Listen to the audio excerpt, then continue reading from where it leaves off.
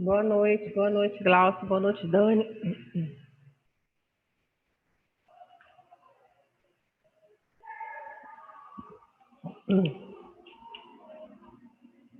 Boa noite.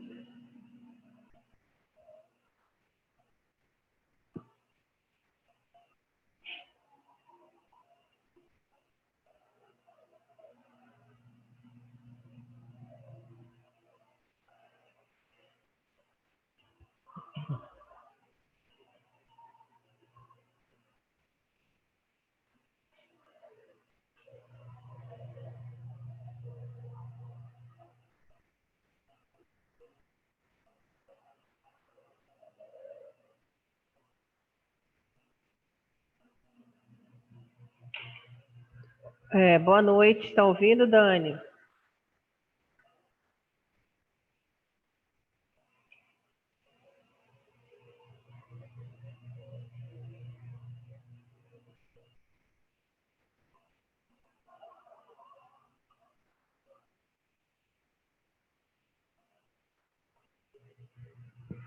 Boa noite, está ouvindo, Glaucio?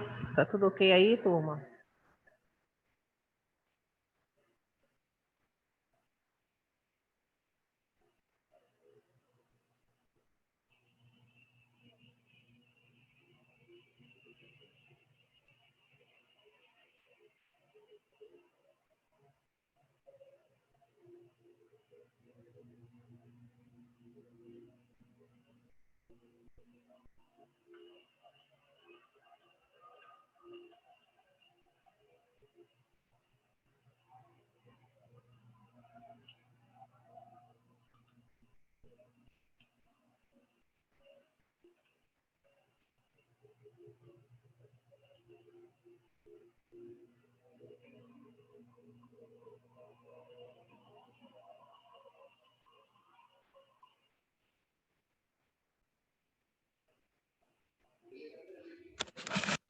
Boa noite, professora Cláudia.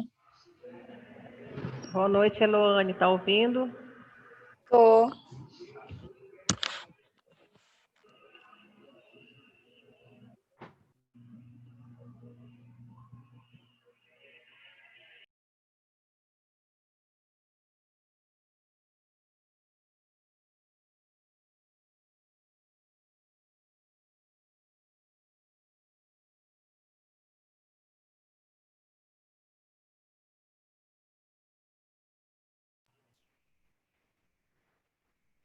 Boa noite.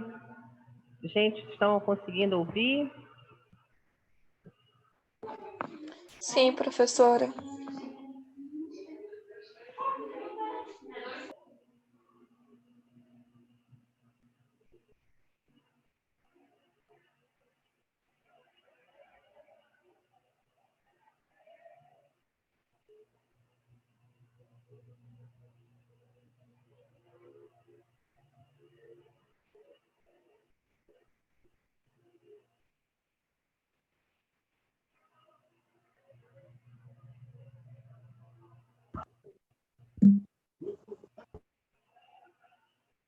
Gente, alguém pode dar um retorno? Se está tendo o retorno,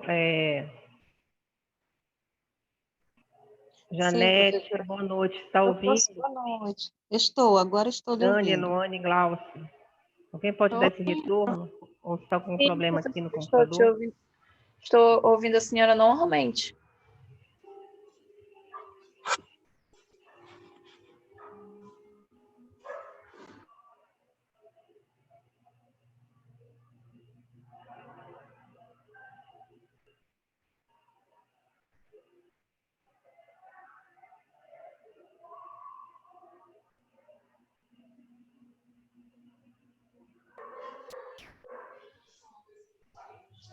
Gente, eu não estou ouvindo vocês.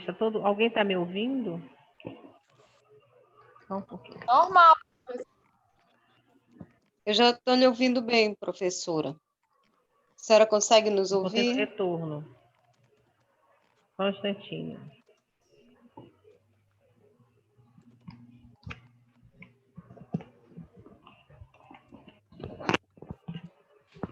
Estou ouvindo, senhora. Estão ouvindo? Sim, professora. A senhora está nos ouvindo?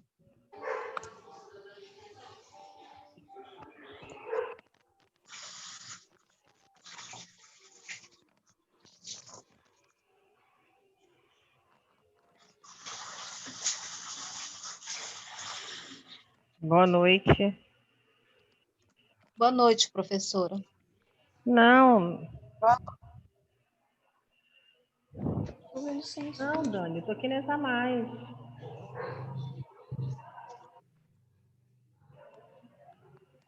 E quem é esse cachorro, professora? Olha só a associação que tá latindo. Oi? É, também tô ouvindo o cachorro Deve ser- latindo.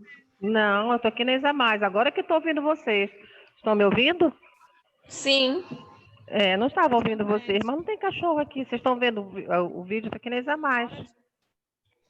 Estranho, Estava né? escutando um cachorro latindo Hã? também. Também estava escutando um cachorro latindo. Tá falhando o No áudio. último Ó. volume eu não tô. Podia Não tô ser o conseguindo meu, ouvir porque o vocês, o microfone retorno de estava vocês. ligado.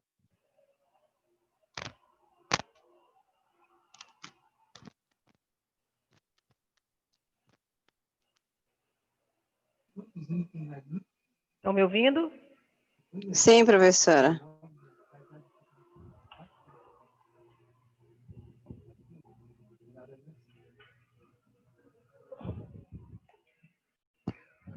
Gente, vocês estão ouvindo? Sim, Normal, professora. ouvindo normal. Ah, então tá bom. Vamos lá. Só sinalizem por aqui, porque eu não tô. O microfone de retorno de vocês não tá tão bom, tá? É, sinalizem por aqui, tá bom? Ok. Bom, continuando, tá? Nós vamos estar falando sobre a disfagia, né? Mais voltado para o tratamento e as avaliações. E eu vou estar inserindo a partir de hoje a disfagia com a traqueostomia, tá? E nós vamos ver um pouquinho do cuidado em relação à traqueostomia.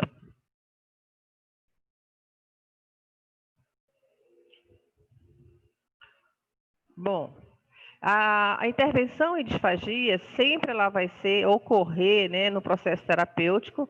Ela é única, porque nós não podemos fazer terapia com paciente disfágico em grupos, não tem grupos terapêuticos nesse momento, tá?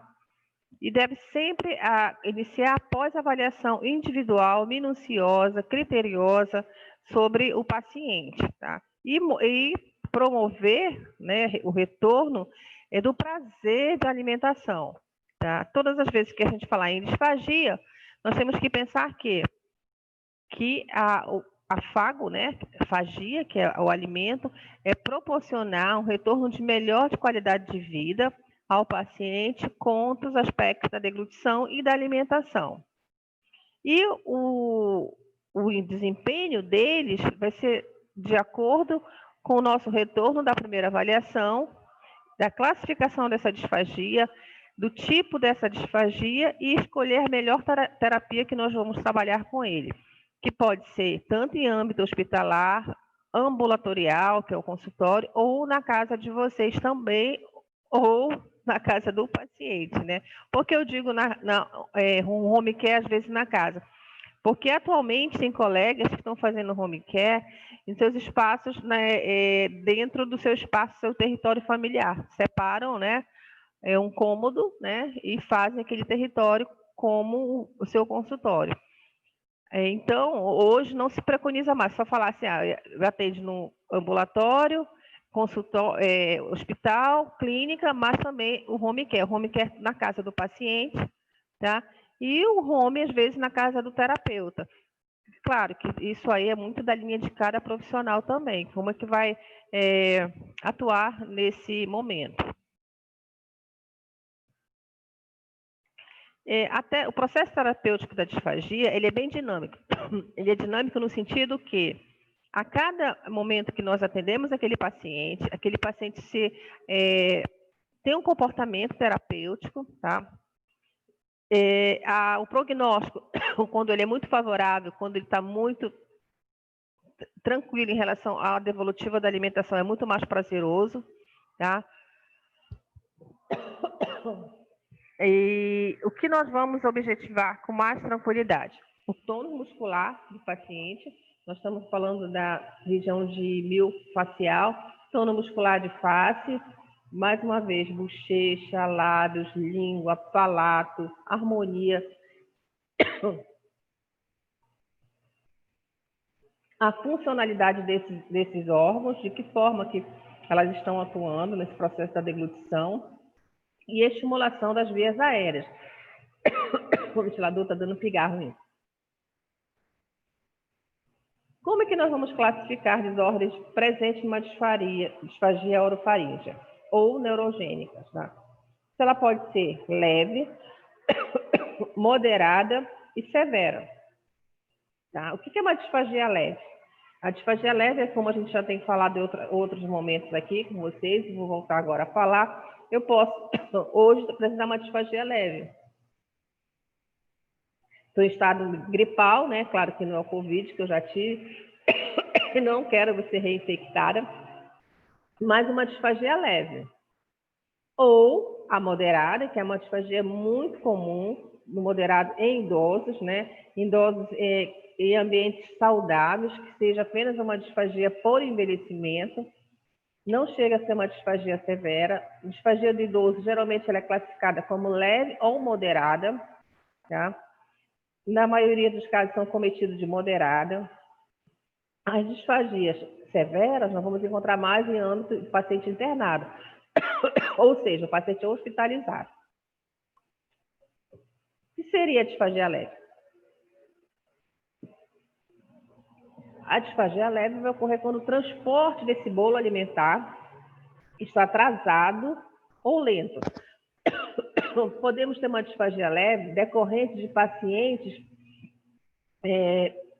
fazendo uso de farmacológicos que inibem o processo de umidificação no trato oral, com isso dificultando a transição do bolo alimentar até a digestão. Então, nesse caso, ele não vai ter sinal nenhum de penetração e quando vamos fazer a ausculta cervical, como eu falei na aula anterior, com o esteto, que faz a ausculta cervical aqui, bem pertinho, né, bem na laringe mesmo, não tem sinal nenhum que esse paciente está broncoaspirando. Ou seja, é uma deglutição limpa, uma deglutição clara, é uma deglutição que você observa que não tem uma intercorrência. Tá? Esse paciente pode estar hospitalizado? Pode. Na nossa avaliação, nós temos uma tabelinha e vamos colocar lá, paciente apresentando disfagia leve. Quais são os achados, né?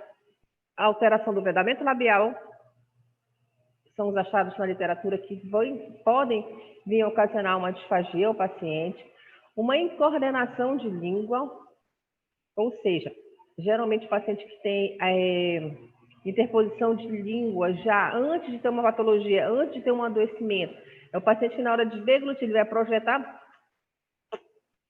fazer esse movimento e ele pode apresentar uma disfagia. E o atraso, né, no desencadear do reflexo da deglutição.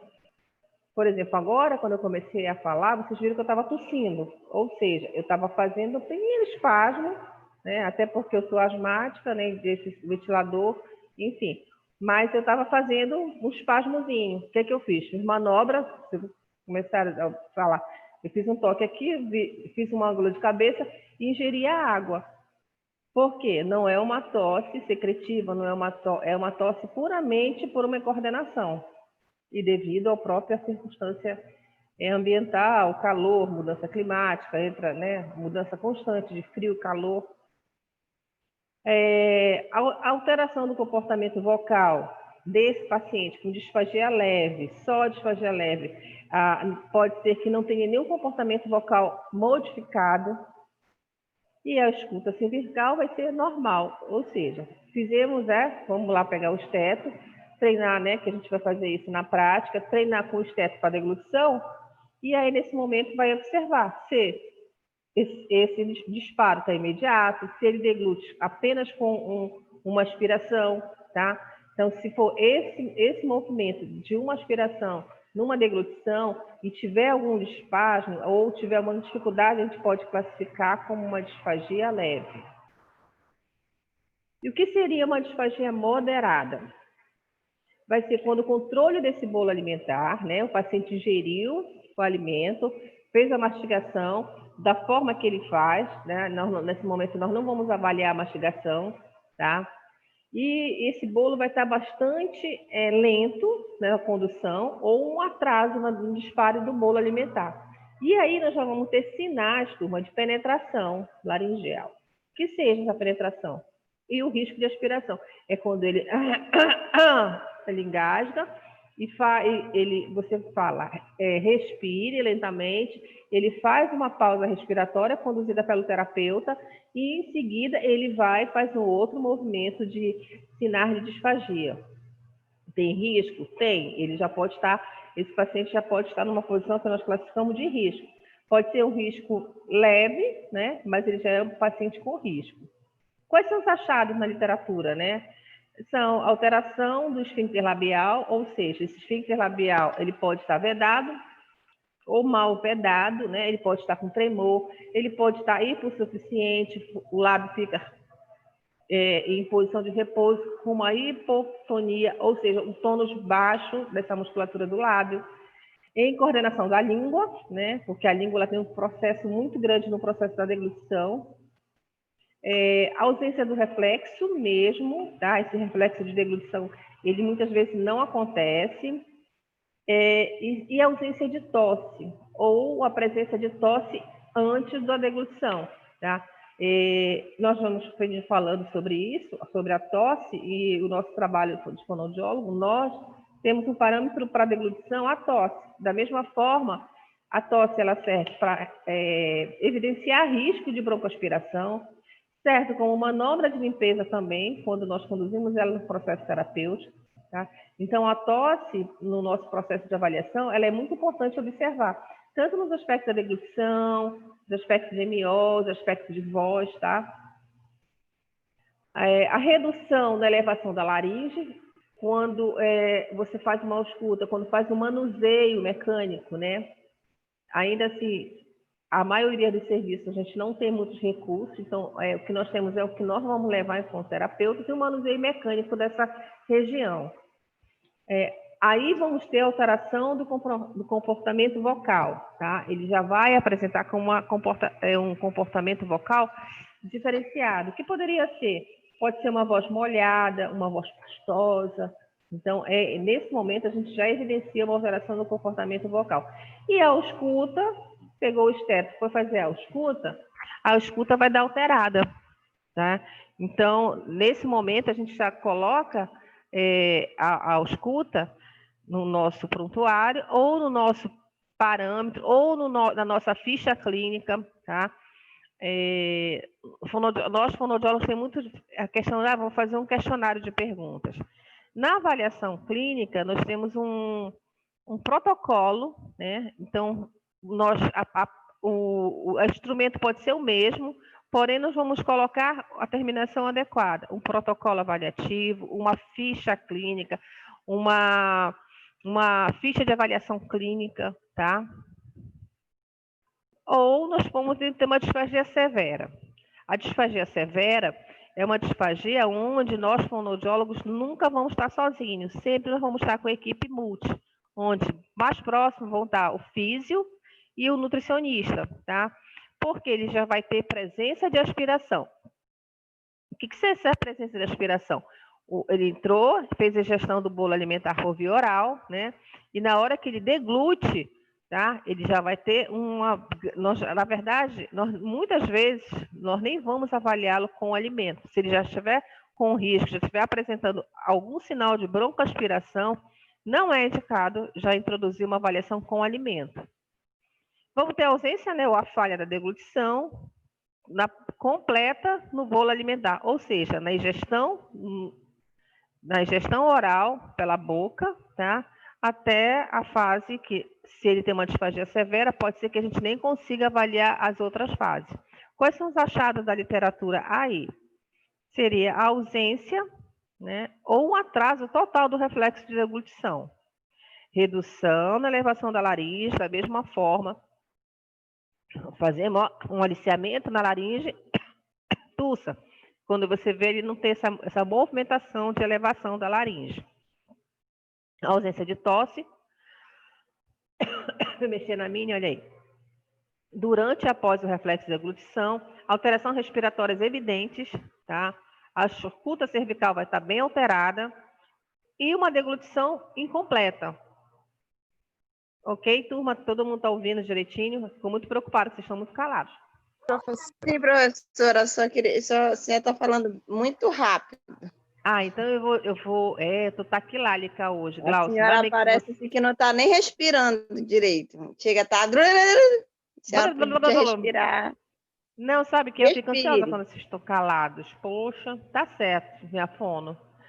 E aí, a disfagia severa, ela é numa escala de 1 a 10, eu classifico, enquanto a minha vivência clínica, né, ao longo desses anos, 70%, 60% dos pacientes hospitalizados, quando eles são acionados para fono, né, quando há um pedido médico, geralmente eles já estão com a disfagia moderada a severa. Quando o paciente está com uma disfagia leve, e não é assim dentro do âmbito de um paciente hospitalizado, se não for rotina, o fonoaudiólogo passar naquela clínica, porque existem clínicas que são rotinas, onde o fonoaudiólogo passa todo dia, e outras o fonoaudiólogo passa quando ele é acionado, dentro do próprio serviço. Pelo número de profissionais, que não é um número suficiente para fazer um contingente de ter um profissional para cada clínica. Como é que é isso, né? Por exemplo, um hospital grande, né? Ele tem várias clínicas, né? Vários andares, vários setores. Qual seria o ideal? Que tivesse um fonoaudiólogo em cada clínica, em cada setor. Por exemplo, no Filiola são 12 colegas, né? Então não tem como cobrir em todas as clínicas. Aí funciona assim. Algumas clínicas são carro-chefe, que tem já o profissional, ele é dentro dessa clínica, embora ele faça trabalhos em outras, mas ele participa diariamente daquela clínica, e as clínicas onde não tem profissionais, é feita uma escala de serviço, ou seja, naquela quinzena, determinado número de colegas vão atender X clínicas que não são as principais, onde tem um fonoaudiólogo lotado. Não sei se eu fiz entender. Tá? A avaliação, tá? No momento aqui que eu vou agora, quero que vocês prestem bem atenção. Sempre, todas as nossas avaliações, a gente tem um protocolo de anamnese. Seja de MO, seja de voz, seja de fala, seja de neurológico, seja de coach, seja de áudio, nós temos que ter um protocolo de anamnese. A avaliação das condições anatômicas da cavidade oral, a gente vem falando isso ao longo desse semestre, né? Na verdade, desde o semestre passado, que a gente está falando de intervenção, de alteração, essa avaliação anatômica da cavidade oral, nós temos que fazer a expansão da cavidade oral, ver como é que está dentes, conservação de dentes, conservação de língua, higiene oral. Eu estou orientando um trabalho de uma residente que é sobre a questão, olha só, uma coisa ainda muito primária, a importância da higiene oral num paciente oncológico. Por quê? A má higiene oral no paciente, qualquer tipo de patologia, né? E na verdade a má higiene oral em todos nós leva a cometimento de algumas alterações na cavidade oral. E no paciente oncológico de longa permanência, tá? Apesar de que o cuidador tem, né, faz toda a limpeza, a técnica de enfermagem faz, mas nós queremos uma higiene oral que não fique nenhum processo, nada que não venha interferir no processo de mastigação, de prazer alimentar, de deglutição, né? Ainda assim, eu não estou falando na disfagia. Então, o paciente pode ser que ele não tenha nenhum comprometimento de deglutição, nada, nenhuma má deglutição, porém, mas ele tem uma dificuldade na higiene oral que dificulta a transição do bolo, a facilitação da elevação da língua para a condução do bolo, a elevação de laringe na condução desse bolo para o trato digestivo. Então, a higiene oral, nesse momento, ela é muito importante. A avaliação dos reflexos, já venho falando isso em algumas aulas, né? Principalmente o reflexo de deglutição, os pontos cardeais, se esse reflexo está ok, Se ele estiver inibido, é presença que esse paciente pode estar com algum comprometimento neurológico e vai atrapalhar a evolução nossa do processo terapêutico. Avaliação vocal, sim, tá? Não é para ver a qualidade do canto, nem a quantidade de frequência que ele vai falar, mas se essa voz está seca, se ela está áspera, se ela está muito baixa, como é que está a funcionalidade dessa voz? Professora, Oi? quando a senhora falou dos reflexos orais, a senhora falou, além da deglutição, outro item. Qual foi? O pontos cardeais. Norte, Como? sul, leste, oeste. Esse bem aqui, ó. É dos pontos cardeais. Esse reflexo a gente encontra no adulto e encontra nos bebês também, na nossa avaliação de MO. Mas como assim? Eu não entendi direito. É o É para ver toque. se ele sabe. Ver se ele tem resposta ao toque. Quando nós fazemos algum aliciamento na cavidade oral do paciente, tá?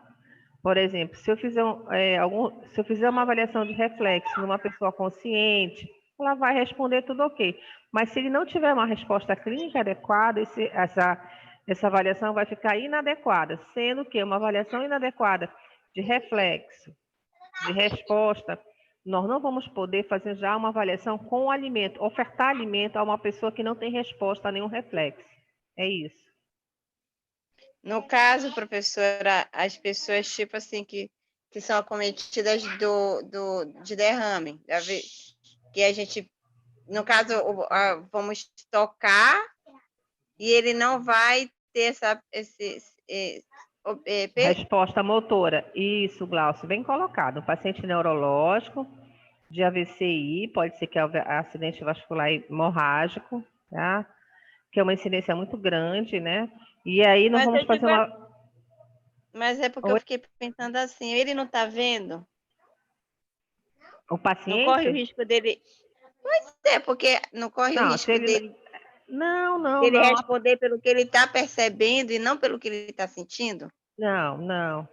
A gente, geralmente, avaliação em consultório são comandos. Um paciente no leito, geralmente a gente faz avaliação muito rápida, né? Faz inspeção de cavidade oral, faz avaliação do toque, às vezes faz aliciamento com a espátula para ver se ele tem reflexo de deglutição.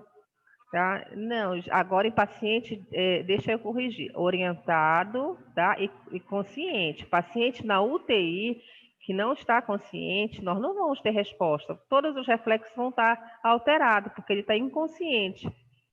Tá? Tá bom, professora, obrigado. Não, eu quero que quando vocês forem na clínica comigo, no estágio no hospital, a gente vai junto avaliar. A ausculta cervical, tá? Nós podemos fazer apenas com a deglutição de saliva. Por quê? Eu não sei o grau da disfagia. Se eu estou conhecendo aquele paciente no momento, eu vou fazer a ausculta com a deglutição da saliva dele. Eu não vou ofertar alimento. Por quê? Se eu for ofertar alimento e não tiver certeza que ele não está broncoaspirando, eu posso levar esse paciente a um comprometimento maior. Ou seja, vou avaliá-lo. Aí eu penso, né, lá no ambulatório chega o encaminhamento, avaliação de deglutição. Aí eu penso, eu já vou levar um alimento para avaliá-lo. Não, vamos avaliar com a deglutição dele, para verificar se ele está deglutindo a sua própria saliva.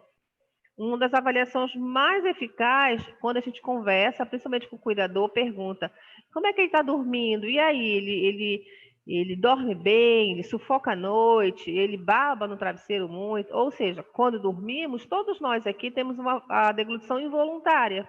Nós estamos dormindo, a produção de saliva na cavidade oral, né? E aí o que acontece? A saliva, automaticamente, pelos nossos próprios reflexos cerebrais, nossa ação do sistema nervoso central, a gente acaba deglutindo. Então, quando o paciente diz assim, ele está com dificuldade para engolir, ele quer cuspir toda hora, e aí uma dica que eu digo para vocês, perguntem como é que é o sono dele, se é tranquilo, se ele pede para ir ao banheiro muitas vezes, para ver a resposta, se ele está deglutindo, dormindo. Porque paciente que está com disfagia severa, ele aspira a própria saliva, e aí ele pode fazer broncoaspiração.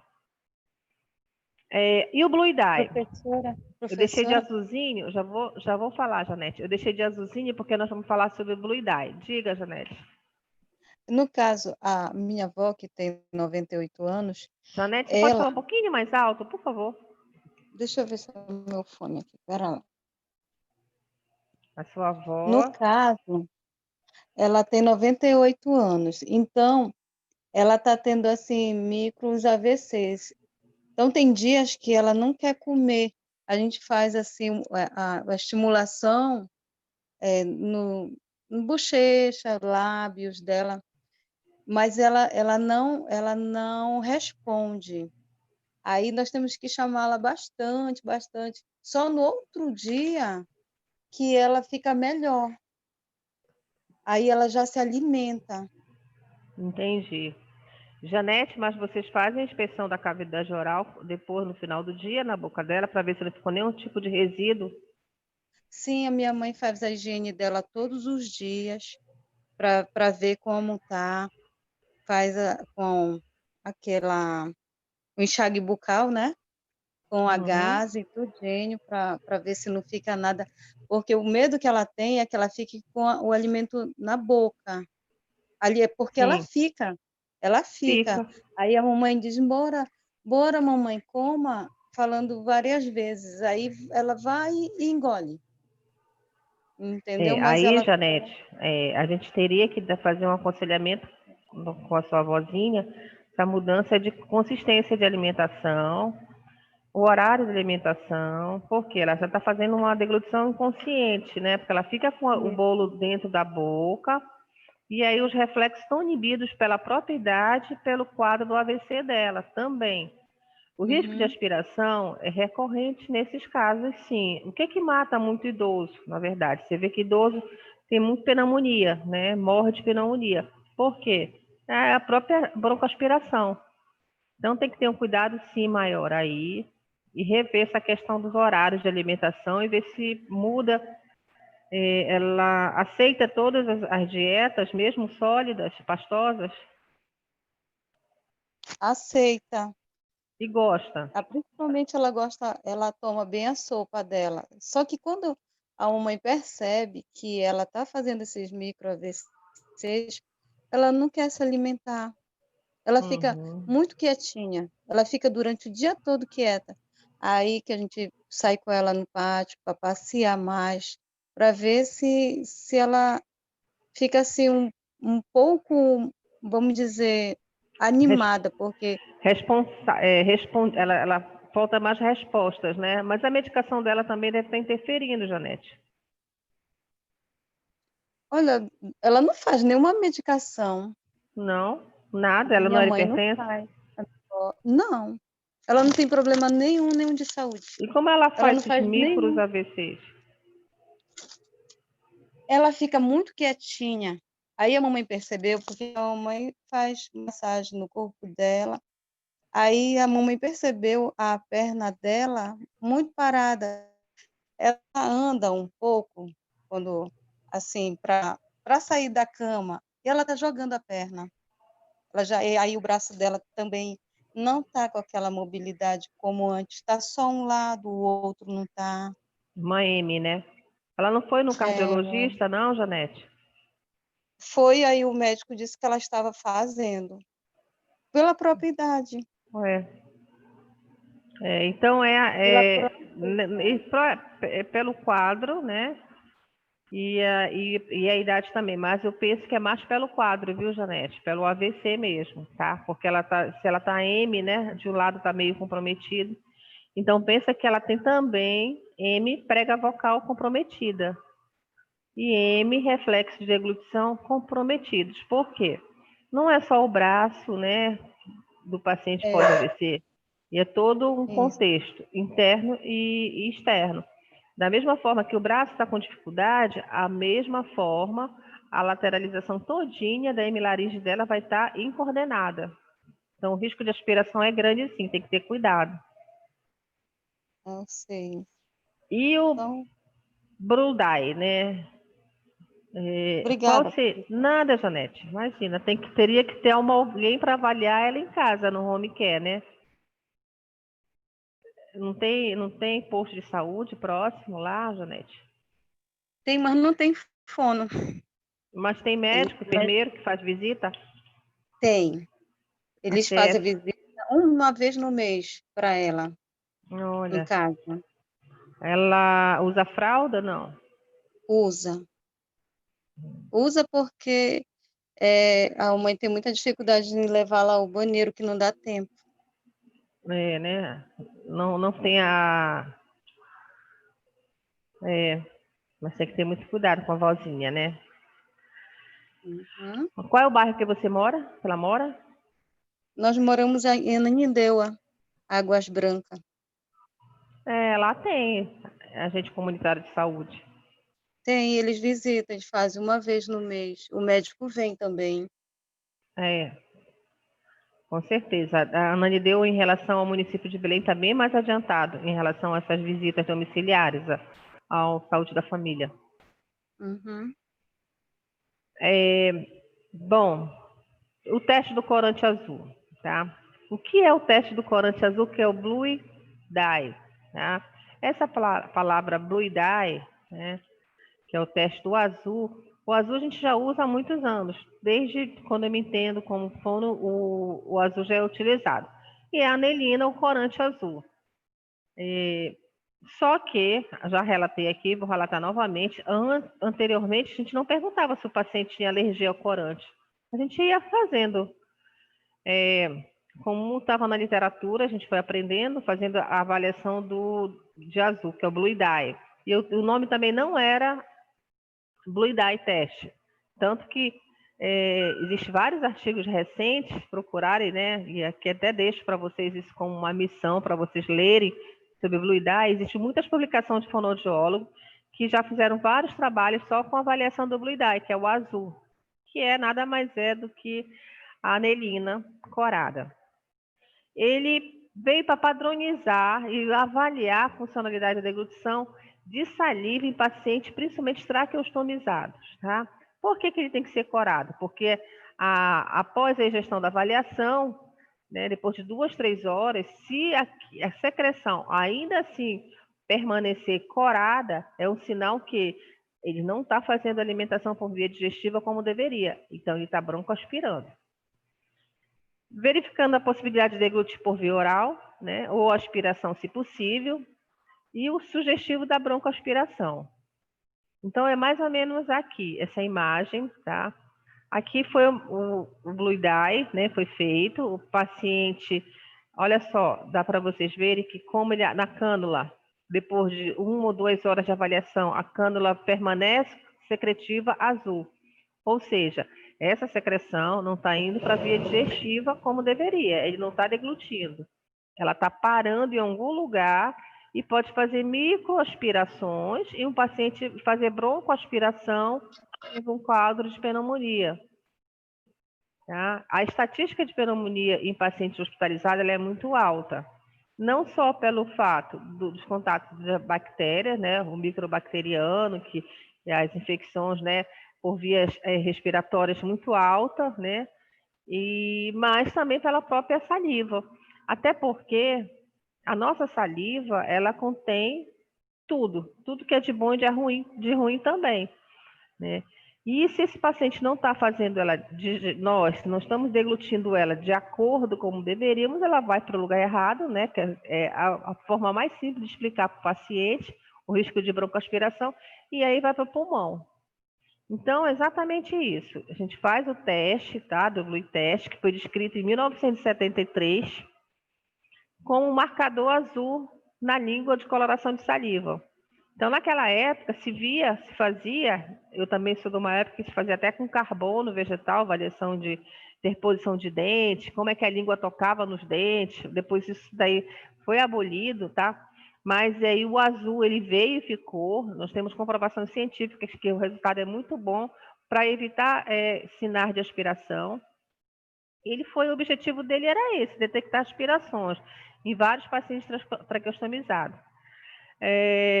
A evidência do azul com paciente com traqueostomia sai na cânula, Tá? Se paciente não traqueostomizado, eu utilizo também o azul. Na vozinha da Janete, eu utilizaria uma avaliação com Blue Dye teste, faria uma avaliação do Blue Dye. A primeira descrição do teste, né, desde 73, passou usado amplamente por nós, fonoaudiólogos, e passou a ser misturado tanto em líquido como alimento. Eu hoje não faço alimentação de Blue Dye azul no alimento. Tá, por quê? Só faço com o líquido. Mas é um procedimento meu, na literatura é descrito, alguns profissionais, né, como a gente está aqui numa academia, descreve que fazem e tem resultado terapêutico da avaliação do Blue Dye com alimentos sólidos, tá? Eu uso com o líquido. Se a gente for usar o Blue Dye para fazer na avó da Janete, né, seria exatamente como está aqui, 4 gotas do corante azul, né, que chamamos de Blue Dye. Se a gente for buscar pela internet pelo nome Blue Dye para comprar é mais caro, mas se a gente for na casa do sorveteiro, vai estar lá o azul, é o mesmo corante, é a mesma substância. Vamos pingar na cavidade oral do paciente de 4 em 4 horas por dias consecutivos, tá? Isso é o que a literatura nos demonstra, para analisar a deglutição, verificando a presença ou não de aspiração. Eu, Cláudia, não espero 2 dias, tá? Risco de broncoaspiração é muito grave, então avalie o paciente, né? Por exemplo, como eu não trabalho em 2 turnos, né? O certo seria avaliar de manhã e eu mesmo reavaliar no final do dia, mas a gente não trabalha nessa escala. Mas se vou fazer avaliação naquele paciente, tá? E ele tiver daqui a 1h30, ou por cavidade oral, a saliva dele já está emitindo corante azul na saliva, ou pela traqueostomia, é um risco de broncoaspiração. E ainda, eu utilizo com o paciente pós-cirúrgico de cabeça e pescoço. O paciente faz cirurgia de cabeça e pescoço e às vezes fica com fístulas. O que acontece? A fístula, ela drena a secreção. E quando o paciente está broncoaspirando a deglutição, muitas vezes, quando a gente faz o teste do azul, sai azul nas fístulas, na região cervical.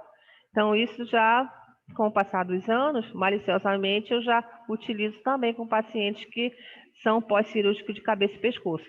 Mas eu orientaria a Janete, depois com calma, em outro momento, não aqui, né, para a gente montar um protocolo e a Janete poder estar avaliando a vozinha dela, para verificar quanto tempo, tá, ela está tendo retenção de líquido na cavidade oral. E quanto tempo após a tosse, ainda assim, essa tosse que vem secreçãozinha, com certeza, pela idade dela e pelo tempo que ela fica muito quieta, quanto tempo ainda assim o Blue Dye dela está sendo emitido, como é que se diz? Ela está expirando, está eliminando o azul. Então, isso é uma prova que o paciente está broncoaspirando, tá? Então, fica aqui para vocês, eu sei que a gente está terminando o semestre daqui a pouco, né? Mas anotem no material de vocês, Blue Dye Test. Vocês vão ver vários artigos e pesquisas muito legais e, assim, dá para fazer, e a priori, em pacientes que não estejam acomatados, entendeu? Pacientes ambulatoriais. Por quê? Porque a gente não vai ofertar nada do que aquilo que vá comprometer a deglutição dele. Outra, temos que perguntar se ele tem alergia ao corante. Porque eu, já há algum tempo atrás, tá, pequei por isso, não perguntei, e o paciente fez depois alergia, ele tinha alergia ao corante sem saber, na verdade, e não sabia. Ele fez uma reação alérgica muito grande. Então, tudo que é diferente, que vai se inserir na cavidade oral de um paciente, a gente tem que ter muita certeza, né? Porque, aquilo que eu falei, fonoaudiólogo não leva a óbito o paciente. O único mais próximo é quando a gente trabalha com disfagia, mas não é para levar a óbito, mas o risco é maior. Alguma dúvida até aqui, gente? Eu vou continuar, só para, se tiver dúvida. Não, professora. E, professora, essa aspiração endotraqueal é essa que a senhora está falando, né? É isso. Que pode ocasionar até a pneumonia, que é o mais comum, não é isso? Sim, é muito comum, Glaucio, na verdade. Só um instantinho, tá, gente?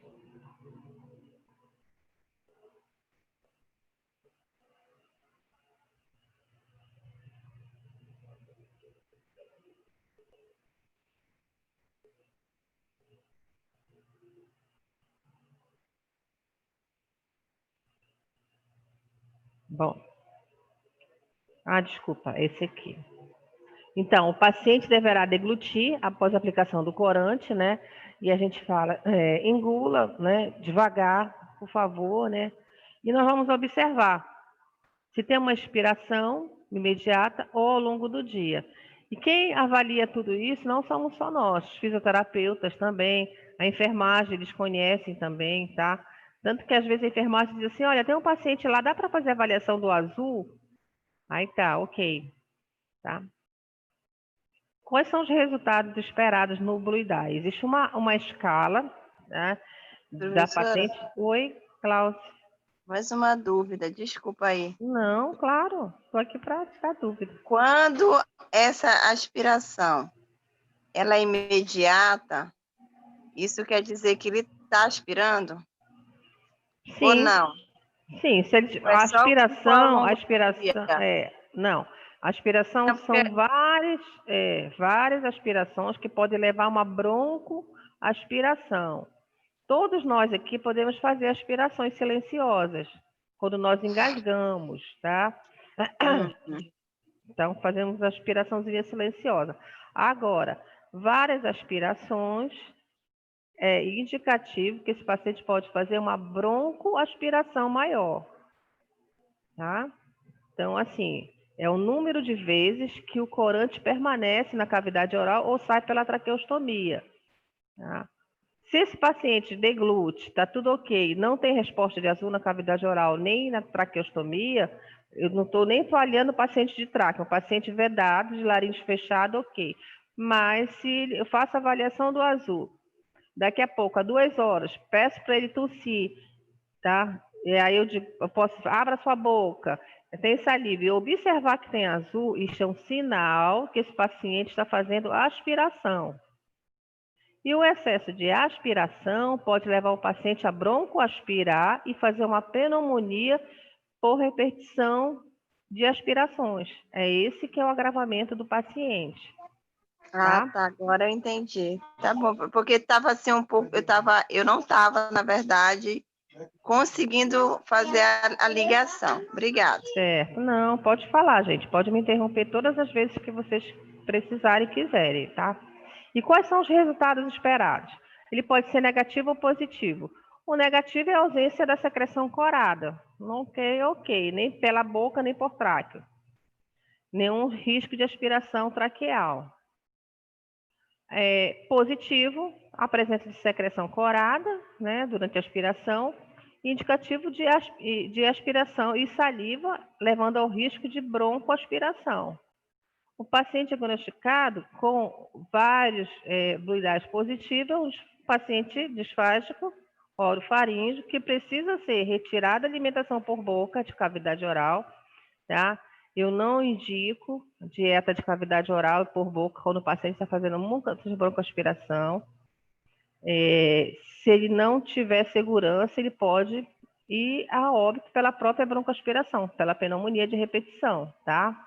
É um paciente indicativo de sonda. Da mesma forma, quando eles estão com sonda, que vão desmamar essa sonda, nós também fazemos o teste do Blue Eye, para ter certeza que o paciente já está apto para retirar a sonda, tá? Na traqueostomia, que é uma técnica cirúrgica, né, utilizada para a questão respiratória, tá? A única finalidade da traqueostomia é promover via aérea, tá? Artificial. O certo, correto é agora, né? Minha via aérea está ok, mas se eu tiver um problema de via aérea, problema respiratório maior, tiver com uma insuficiência respiratória, né? Preciso fazer uma ventilação, o indicativo é uma traqueostomia. E ela é reversível tranquilamente depois.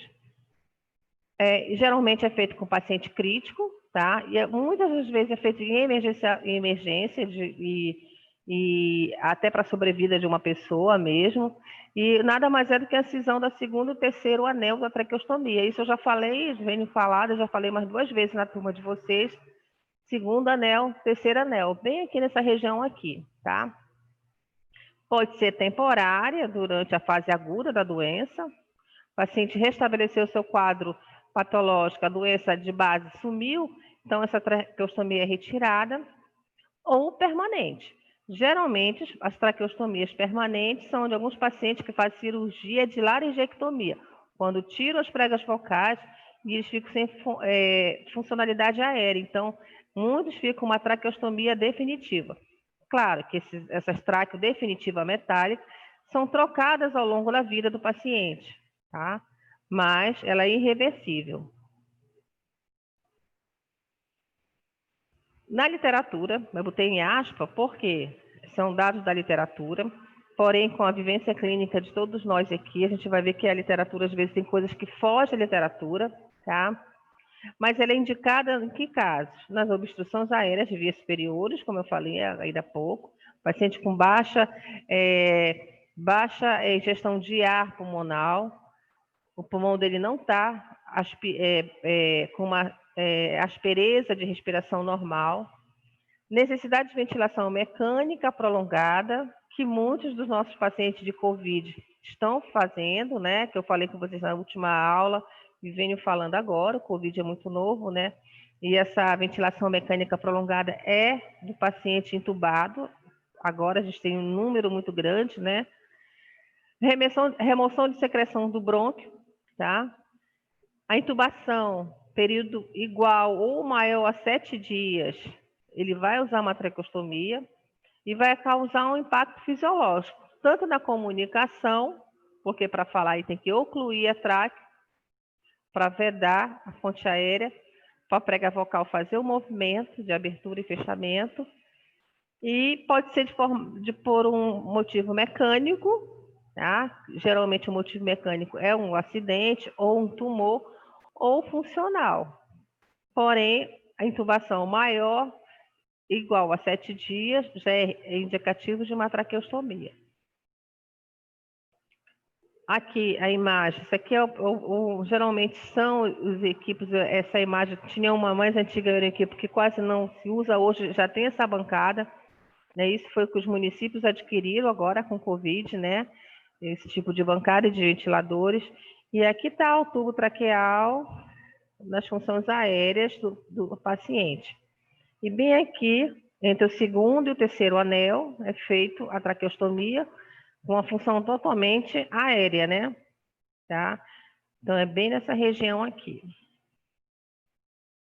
O que é importante, tá, em tudo isso, sempre?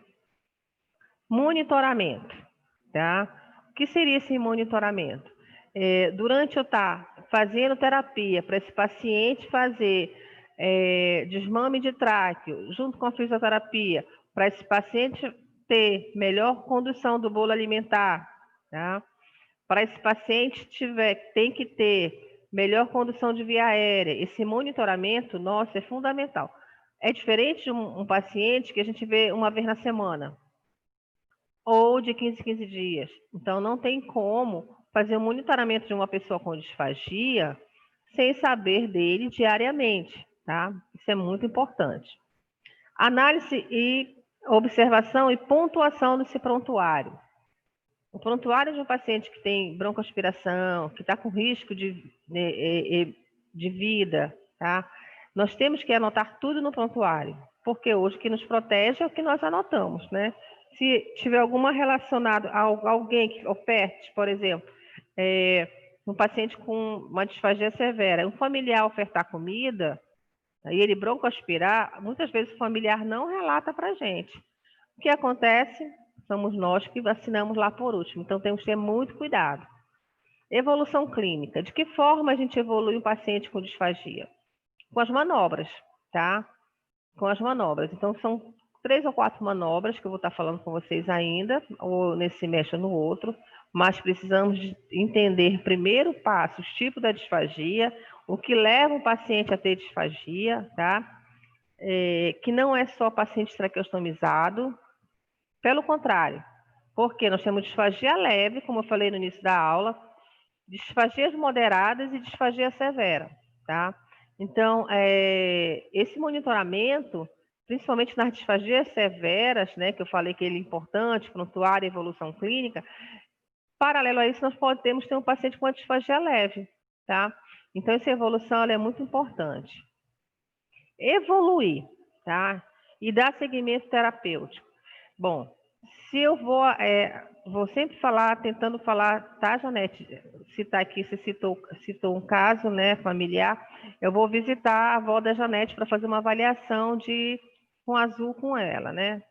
Aí tá, faço a avaliação, dou um retorno para a família, dou um retorno para o cuidador, que no caso, né, é a filha, e faço uma escalazinha de manobras e deixo com o cuidador. Por quê? Um paciente home care, ela não vai conseguir uma unidade, nós não vamos tirar ela da zona de conforto dela, porque ela precisa.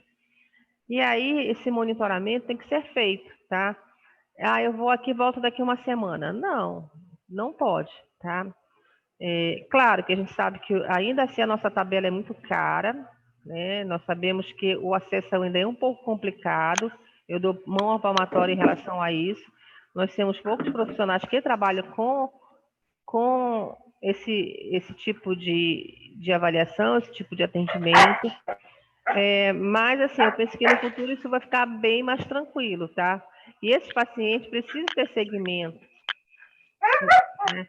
Por exemplo, né?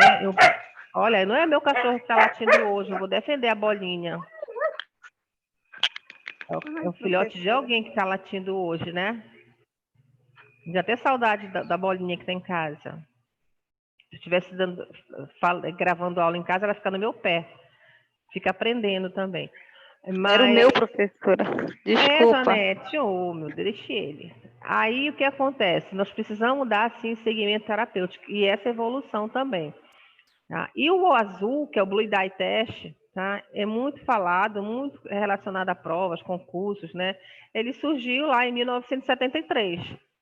Né? E a priori seria só para avaliações, né? Hoje a gente já tem ele, né? Por exemplo, num serviço, todo fonoaudiólogo que trabalha com paciente disfágico, paciente que precisa de avaliação de deglutição, tem no seu kit o seu azul. Não é caro, né? Acho que não está R$10, um tubinho do azul, enfim. Mas precisamos perguntar se o paciente não tem alergia. A dificuldade dessa resposta é no paciente na UTI, que às vezes o cuidador não está próximo, né, para a gente poder fazer essa avaliação. Por outro lado, a gente fazer a avaliação do paciente e fazer algum tipo de reação alérgica dentro do hospital, ele vai ter socorro dentro do hospital, diferente do paciente home care na casa dele. Da mesma forma que uma bandagem, né, bandagem na região cervical, paciente que tem alergia, né, tem que perguntar. Eletroestimulação, enfim, nós sempre temos que perguntar se qualquer tipo de intervenção que nós vamos fazer mecânica, eu digo assim, intervenção que não é só com o paciente e o terapeuta, que eu tenha que ter um meio para fazer essa avaliação, a própria espátula. Essa espátulazinha de madeira, tem paciente que tem alergia quando a gente coloca na cavidade oral. É aquela espátula que é mais cara, que geralmente é em serviço público, espátulazinha de madeira. Gaze, quando faz a boneca na espátula, né? Pega a espátula e faz enrola com soro fisiológico para fazer a boneca para fazer a inspeção de cavidade oral. Tem paciente que tem alergia a gás. Então, assim, temos sempre que perguntar. Aí ele pode muito bem não saber, porque ninguém nunca ingeriu na boca dele gás. Ele pode responder que não. Então, se a gente faz um toque leve, né, com a gás feito na espátula, a boneca, que a gente chama, ou seja, pega aqui a espátula, né, pega a gás, umidifica com o soro fisiológico e faz em volta dela, né, chama de boneca, para fazer a inspeção de cavidade oral. Porque se fizer a inspeção sem a gás, gente, é um pouco machuca, principalmente em pacientes que estão muito tempo sem atividade voluntária, sem pouca mastigação, cavidade oral comprometida. Imagina, se colocar algo mecânico nessa cavidade oral, pode irritar a mucosa. Pessoas mais idosas, a mucosa é muito mais sensível. Às vezes, até o manuseio da escova de dente machuca a cavidade oral. E machucar a cavidade oral interna de um paciente é complicado, porque é danoso, porque esse paciente vai voltar, vai ter que fazer tratamento para melhorar. E se tiver pouca mobilidade de boca, ele pode parecer com secreção maiores, reter secreção, fazer microferidas na cavidade oral, e em vez de a gente ajudar, a gente vai estar piorando. Eu vou abrir a câmera aqui para ouvir vocês agora.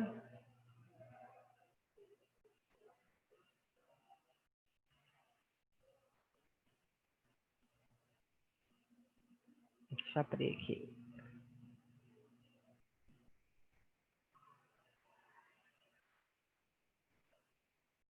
Ok. Bom. Janete, você já pode fazer a avaliação na sua avó?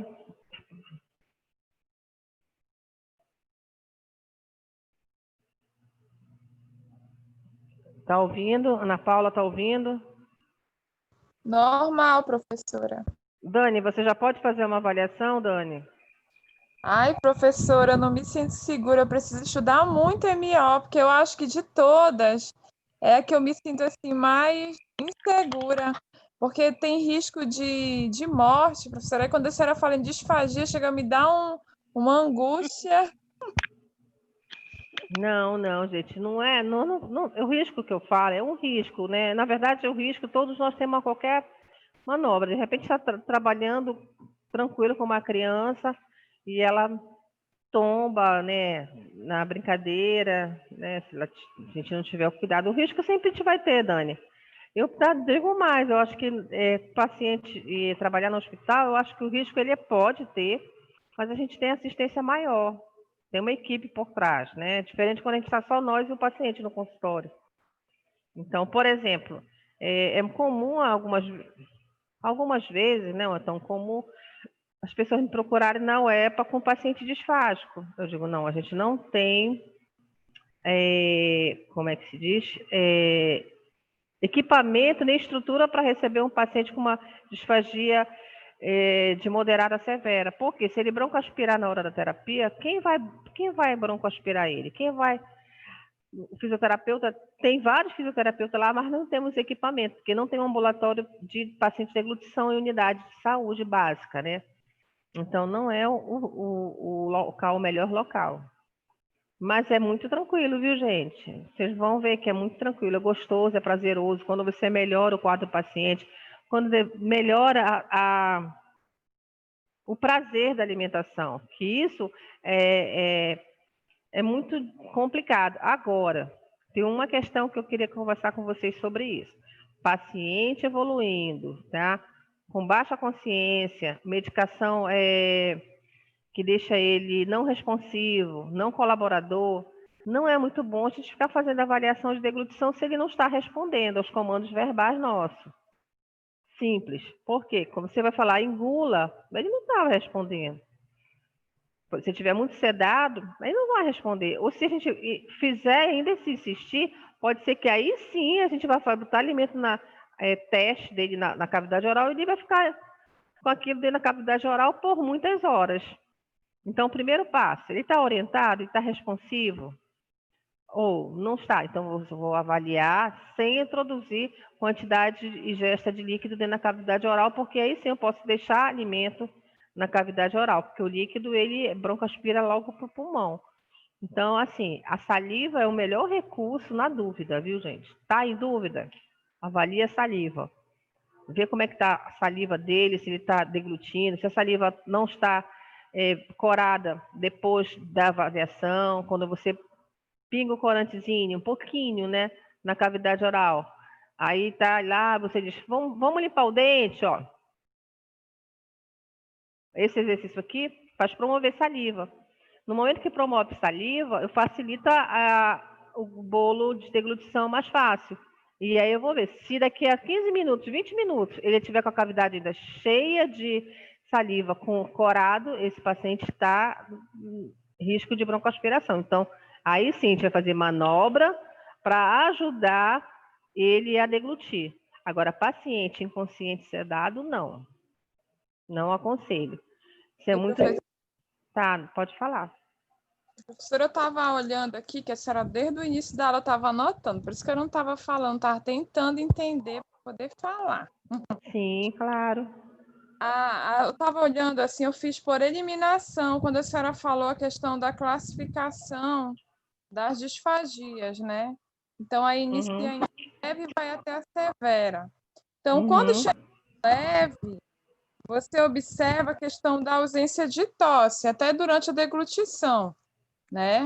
Mas eu achei interessante quando fala da tosse, porque aí quando você chega na severa, você tem a ausência de tosse, que a tosse, na verdade, ela é um reflexo do organismo para expulsar. Proteção.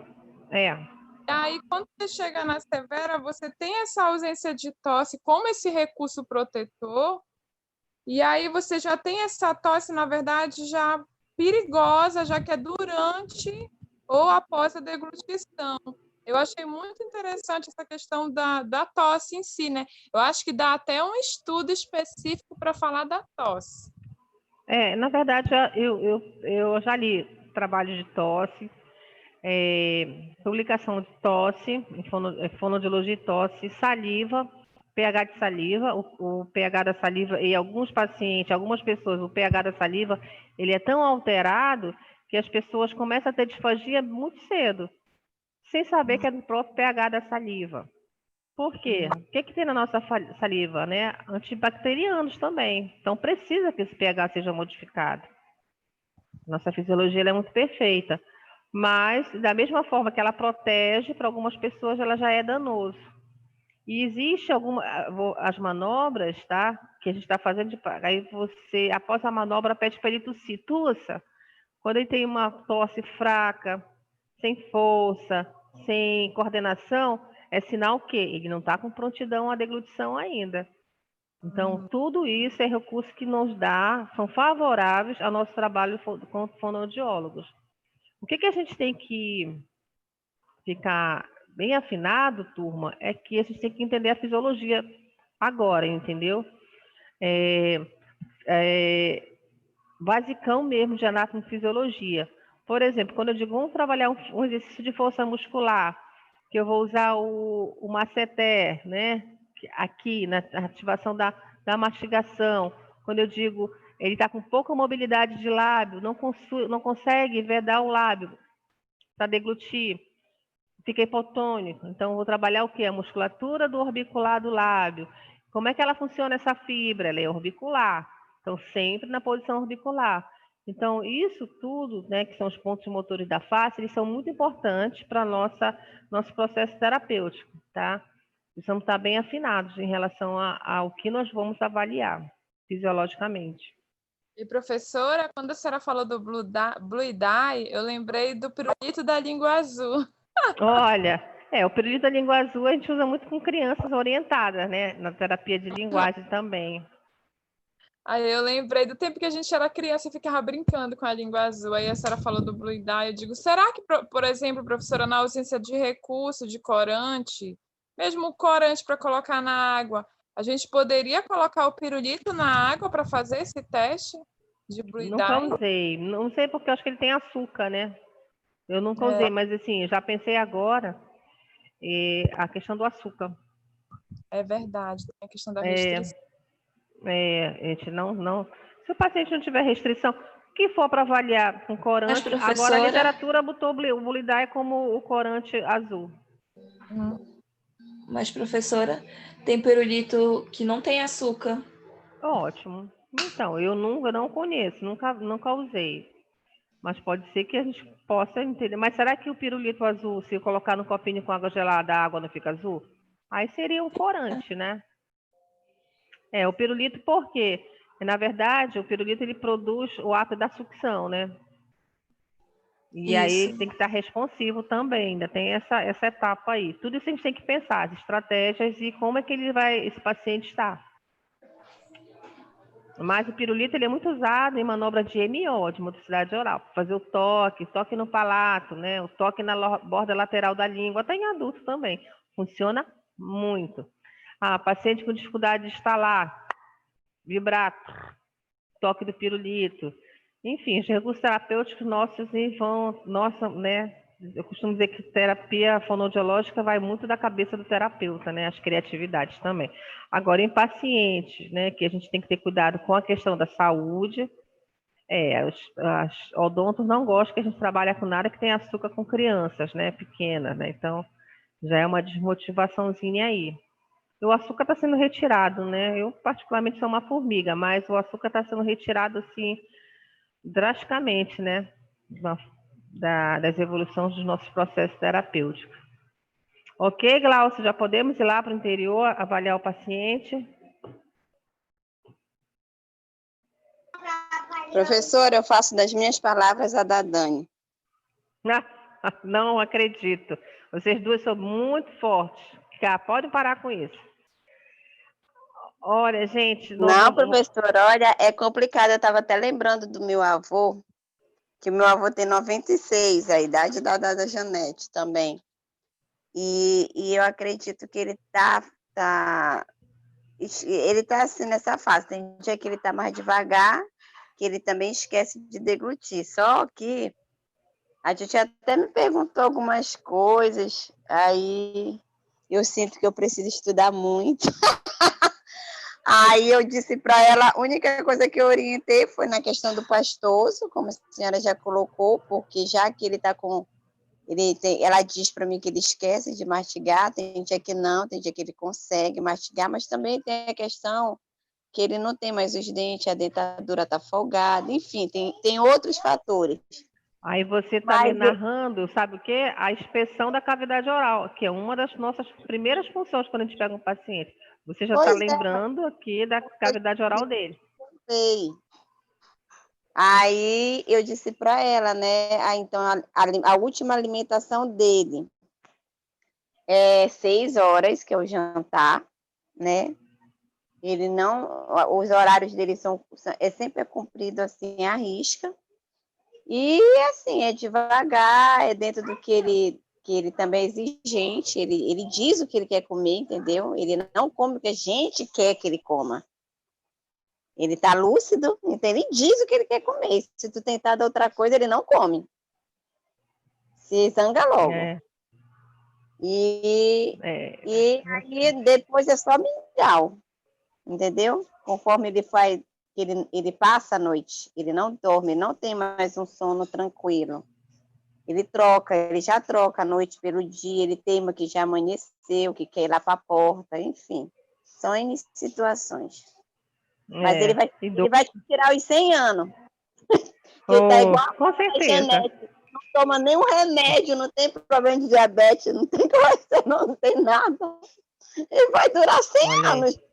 Vai. Só o mesmo. Ela tomava muito açaí, professora. Olha aí, tá sei vendo? se isso aí contribuiu. Sim, sei. Não, mas a geração deles, a alimentação era outra, né, gente? A geração de quem tem 90 anos era outra. Eles comiam outra, não comiam coisas com corante, industrializado, enlatados. Eles não faziam isso.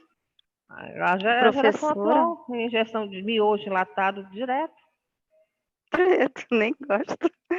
Professora. E outra coisa, o açaí de antigamente era um açaí que era batido aqui à mão, apanhado no mesmo dia, né? Era aquela outra coisa, e hoje não. Isso. O que foi, Janete, que você falou? Professora, eu estou começando a me encantar pela hospitalar. Na parte você pode de fonoaudiologia. Pode fazer várias coisas. Pode fazer hospitalar, linguagem hospitalar, áudio hospitalar, qualquer coisa. A única coisa que eu me vejo distante, gente, é muito ainda, assim, se vocês me perguntarem, é áudio. Estou muito...